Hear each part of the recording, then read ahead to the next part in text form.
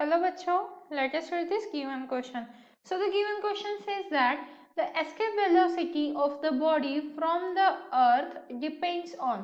तो देखिए बच्चों, सबसे पहले समझते हैं एस्केप वेलोसिटी होता क्या है। एस्केप वेलोसिटी होता है अर्थ के ग्रेविटेशन, ये अर्थ है हमारी, ठीक है। अर्थ का ग्रेविटेशन फोर्स कुछ हद तक ही रहता है। लेट सपोज ये जो डॉटेड सर्कल दिखा रही हो, यहाँ तक अर्थ क्या लगाती है, अपना ग्रेविटेशनल पुल लगाती है।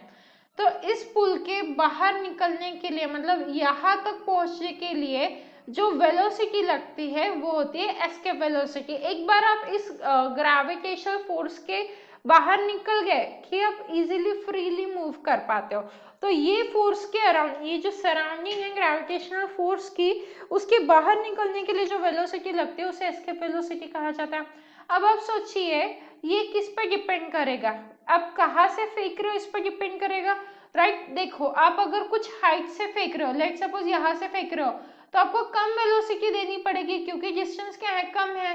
तो अगर डिस्टेंस कम है तो यहाँ पे कम वेलोसिटी देनी पड़ेगी। बट आप कहीं दूर से, मतलब on the surface of the earth यहाँ से फेंक रहे हो तो ज्यादा वेलोसिटी लगेगी। मतलब ये किस पर डिपेंड करेगा, obviously location from where it is projected and the height of the location from where the body is launch. अभी डायरेक्शन ऑफ प्रोजेक्शन पे असर नहीं करते क्योंकि इसमें डायरेक्शन का कोई लेना देना नहीं है।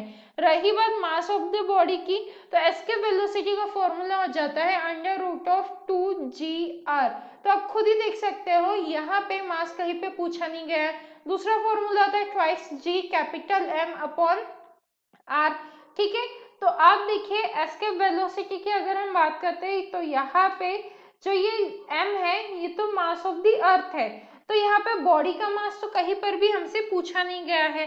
तो यहाँ पे इसीलिए हमारी जो एस्केप वेलोसिटी है वो मास ऑफ द बॉडी पर डिपेंड नहीं करती है। मतलब वो सिर्फ सेकेंड और जो फोर्थ पॉइंट है उसी पे डिपेंड करते हैं। That means option B is the right answer and I hope you understood it well. All the best.